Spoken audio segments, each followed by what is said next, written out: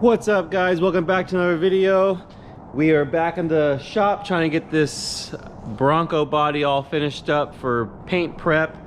If you guys watched today's video be going out around 2 o'clock. You see, or you would have saw we got that Bronco tub in the paint booth yesterday with the epoxy primer, and now we just need to, or I'll walk up there, show you. We just need to get the doors, grill. There's the grill, the doors. I think the windshield's sitting over here on the jig table. Yes, our windshields are removable. We have rib nuts on all of the bolts. So normally would have been spot welds. They're all rib nuts now. So I think there's like 10 rib nuts that hold on, and obviously the front fenders. So I'm gonna get these taken down there. Make sure we keep them out of the way of the body. That way we can get that thing rolled in here at some point. So Chris is going to be here around 11 today, so he'll be here a little bit later. But I'm going to keep going, get this process in the, what's the word I'm looking for? Yeah, keep this process rolling. That way we can get this thing done. So I hope you guys are enjoying the video, and I will get these time lapse going, and we will see you shortly. All right, guys, so we had those carts, or the stands that the doors were sitting on. That have the foam pipe wrap around them to prevent any scratching. They're like 45, 50 bucks a piece. Actually, no, I think some of the ones I have are like 60 bucks a piece. So I was like, no, can't do that right now. You know, we're tight budget till this Bronco gets finished. So I bought some of this, pretty much just giant pipe wrap. This is actually a pipe wrap for a roll cage that we had on the 66 Bronco. But I bought some sawhorses from Harbor Freight. Guys, are $12.99 a piece. And I'm going to take these, wrap the tops of them with them. I think I have some scissors down here, and we're going to see how these work. Obviously the only thing that we're trying to prevent is scratches and dings on the door panels and grills, stuff like that. So let's see how this goes. I'm just going to cut these down. Obviously they're a little bit bulkier than what comes on here, but it will do for now. So I'm just going to wrap it around this, see how it does. About 2 more. I realize I need to get probably 2 more. So 2 will hold. This is enough for the fender. I do have 2 over there that we can use, but I'm going to cut these down to length, get them on the sawhorses, get these panels down here. So stay tuned and get this time lapse going.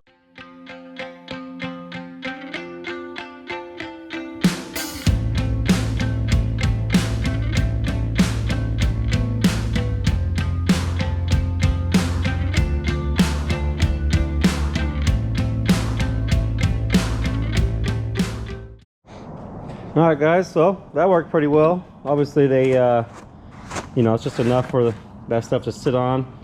They'll come right off if they need to, you know, still use them as sawhorses, and they just slip right back on. But as far as, you know, holding a fender, holding the grill, some doors, you know, they work perfect. And also I can get I think 3 cuts out of, or 3 stands out of 1 stick of this foam pipe wrap, or the pipe wrap. Sorry, I'm kind of bummed. I wish I would have got 2 more, you know, for 25 bucks for a set. It's not bad. So, you know, do the job. So, you know, just so you guys know, you know, obviously you see the Milwaukee tools, and you know, that's probably the nicest, you know, tool that, you know, I purchased here. Forklift was used. That lift I paid $1,300 for, $1,400 for. You know, it's obviously a 12,000 pound lift, 4 or 5 grand all day. So I have a 4-post lift. You know, all this stuff was purchased overseas, and I do have 2 9,000 pound lifts. One's at Chris's, one's at my house, and I think I paid like 1,800 bucks for both, for those. And they've worked flawlessly. We built the 66 Bronco on the 9,000 pound, start to finish. And I do take that back. I have the rotisserie that I purchased for like 1,200 bucks last year when I was doing the Bronco body. But you know, this is there's no reason, you know, I think I said they were like 60 bucks, 70 bucks a piece. I did see them at Harbor Freight for 50, I believe, but there's no reason. You know, I got a whole set for 25 bucks. So, well, what I mean by that, they're like 12 bucks a piece, 13 bucks a piece, something like that. So, you know, this still is a budget shop. You know, we don't have the top of the line tools. I only started buying Milwaukee because the wife bought me a drill set that she thought was rigid, but would end up being Milwaukee, and that's what started the trend with Milwaukee tools, and I highly recommend them. So that's all we use now. Tons of batteries. Oh, and that's another thing with those batteries. I think they're like 100 bucks for one or something like that. So I don't know if you can see, but here is a Milwaukee battery. Kind of tempted to see, where's my phone? I think the Milwaukee batteries, I do not have my phone on me. Anyways, I think they're like 100 bucks for one, I believe. $99 at Home Depot. This is a knockoff Milwaukee battery. If you guys have not looked up the knockoff batteries for your tools on Amazon, I highly suggest that you do. I've had these batteries. This one, I believe, is a newer one. Yeah, this is a newer one. This one's probably about 3 weeks old, but I did not buy new ones because I needed them. Well, not like my old ones went bad, but I bought this because I needed some extras from being on the upper deck and the lower deck down here. It's just too much running back and forth. But you can see, here's a knockoff battery on the drill. Oh look, another knockoff battery on my impact. And believe it or not, the 12 volt. So these are all 18s. Obviously this is a 12 volt knockoff. I buy a set of 2 for like 35 bucks. I think it's like $34.99. It's crazy. So, you know, that's how we're able to do what we do. You know, I'm not paying $200 for a battery set, you know, a pack of 2. It's not happening. So I've done it, but I think I can say that I have a total of 2 Milwaukee batteries. So I have 2 of the bigger ones, these bad boys that come with the drills, and then I have 2 of the low profile ones that come with the drills. Those actually came with the gift that the wife got. So highly suggest. And they make them for Makita, DeWalt, Milwaukee. I don't know about Ryobi, but yeah, they're just cheap knockoff China batteries. You know, that way you guys can, you know, those are the most expensive part about these tools, pretty much, is the batteries. So, you know, and as far as the guns go, you know, I hear a lot of people that always talk crap about the Harbor Freight product, but guys, I'm telling you, these disposable paint cups is all that we use here. And I know a lot of you body shop guys are probably going to comment below why we should run 3M. That's fine, you know, they can keep their the 3M product. It's totally fine. So disposable cups, $9.99, and I think, yeah, there's 5 of them in here. Spray gun cleaning kit, $3.99. And I just picked this bad boy up this morning. This is a 1.4 millimeter tip. This is a little bit different. I have a 1.7 on the gun that we sprayed yesterday on the Bronco tub, but this gun, 75 bucks. You know, and the guns that I have, that I painted my 66 Bronco, I had 3 of them. So I had one for primer, I had one for excuse me, my base coat, and then one for my clear coat. And I think I paid, they were under 100 bucks, you know, for all 3. I just wanted I wanted a different gun for each material that we're going in, especially that metallic and candy apple. So those guns are fine, guys. You know, I was just showing Chris yesterday how to clean those.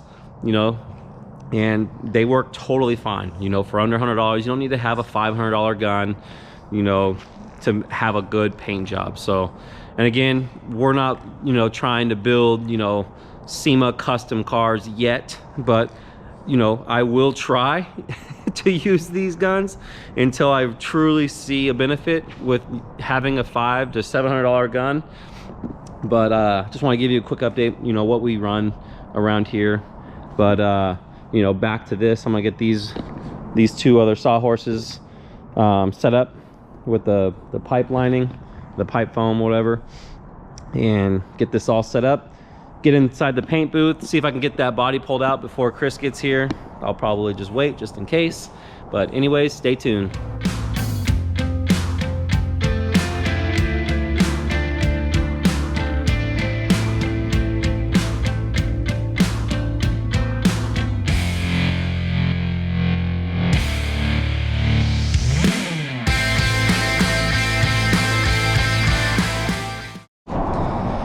All right, guys.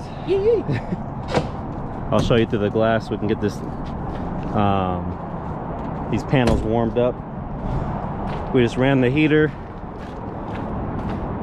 in the booth. I don't know if you can see that, the glare. Oh yeah, you can see that. Got the fenders, the doors, the grill hanging in there right now. We decided to just get this stuff done. We still have to do the hood and tailgate and windshield frame. Yes, sir. So I'm gonna go in here, spray this real quick, and then turn the heater back on, bake this stuff, and then...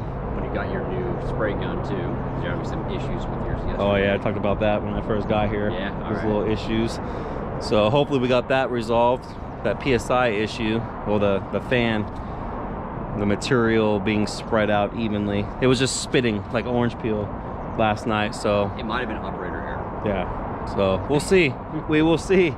Get in there and start spraying and get back in the shop, get the hood, tailgate, and windshield frame prepped out, and by tomorrow everything will be done. At least we know in an hour this stuff's done. It can sit here and chill. We'll go work on the other stuff. The tub's done. It looks great. So yeah, I don't even know if I came out here. Oh, I did. I did come out and talk about that. I'm becoming senile already. I'm 33 years old. But anyways, stay tuned, get the time lapse going, and keep you guys up to date.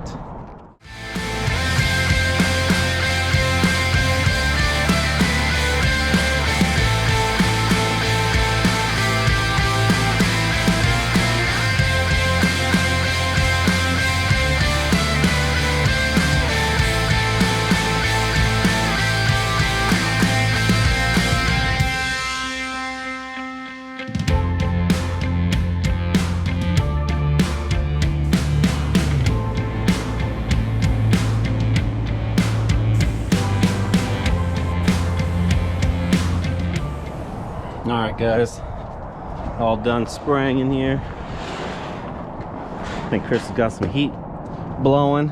oh yeah. Oh yeah, it's already warm in here. It's all dark, but it's all sprayed. I think I got this gun setting figured out. If yesterday's turned out the way it did. Oh yeah. This is, well, that's great. Yeah, that looks great. So this is definitely going to level out and be real nice. So this And we didn't put heat to that. We didn't do nothing. The gun settings were off. When I first started spraying, I think it was a lack of PSI at the tip. It's just dropping so fast the time it gets from the compressor down to the gun. So it's spraying out almost like bed liner. I think you said something, is that bed liner? Yeah, just giving you crap. But So I was messing with the settings the whole time, and I finally got it dialed in toward the end. Well, so how long is that hose? 100 feet? That one's 100 feet. So it's 40 at the air compressor, and it just started feathering out. 30 here. Yeah. And We can that's go up after like adjustments. You did your adjustments on, brought the needle all the way in and back out about a quarter. Yep, and it's fully open on the bottom for the pressure. So yeah, I would say it's probably at 30. probably 30. Yeah. Maybe. And this is that new gun, which is a Harbor Freight unit on sale for what, 80 bucks or something? Yeah, it was like 60 or something. Yeah. So it's not I'm not an gonna expensive complain. gun. This was the worst out of everything that I sprayed. This is gonna be the worst panel.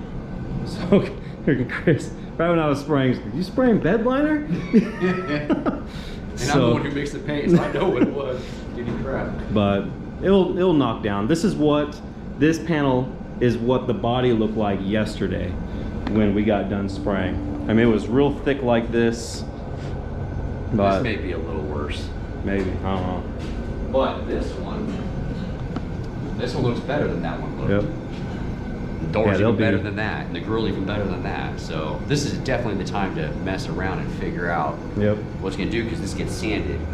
When we do the body, hopefully we don't have much wet sanding to do.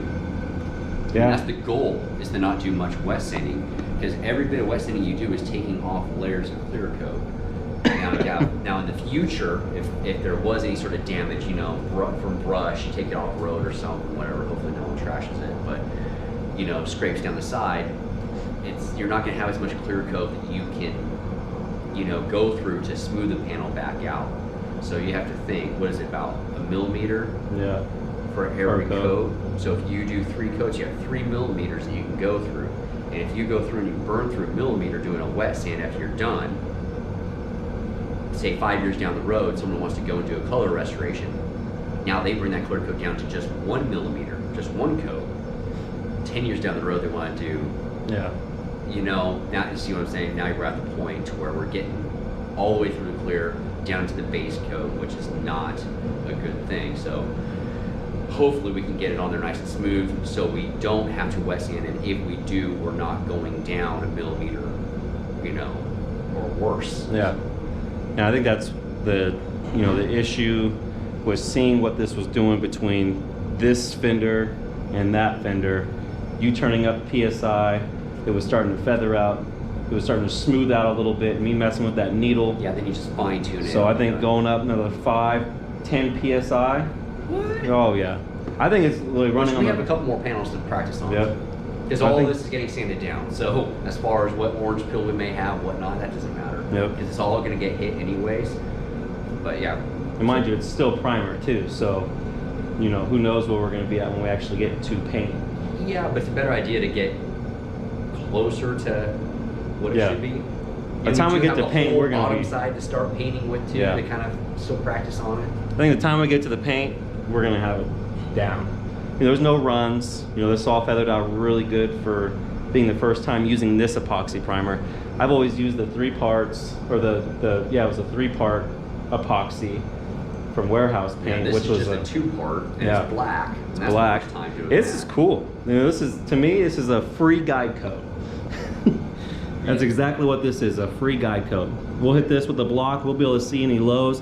I was able to get that big. True. The orange peel. You'll see if there's any lows, highs, whatnot. Yeah.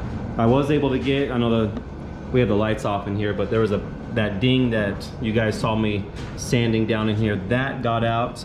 But I did tell Chris when we were sanding, I saw a low spot that was right in this area.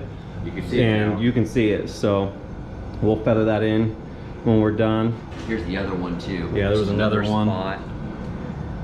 Luckily, the hinge covers a lot of this. Yep. But you guys mess with these Broncos, you know these areas on the doors are horrible. They're always dinged, the corners get lifted and moved, but besides that, just like the A and B pillars are the worst. Yep. I think those came out good. So I'm happy with it. Panels up to 70, 80 degrees, and then let them self-cool down overnight. Yep. And then these are gonna look really good tomorrow. I already know. Oh yeah. Compared to what the body was yesterday. Well, I'm excited. I'm definitely. Yeah. Oh, that body. I mean, it went from like a 2 to a 10 overnight. It just big difference. I mean, she put on some makeup. That's for sure. All right, guys. Well, I think that's pretty much it. We're gonna get the other panels done tomorrow. Yeah. Get those sanded down. And we'll be sprayed. Yep. And we'll be ready to then start sanding all these, get them ready for final paint. Hopefully nothing has to come back to the booth until color. Yeah. So, well, that's it. All right, guys, enjoy your evening.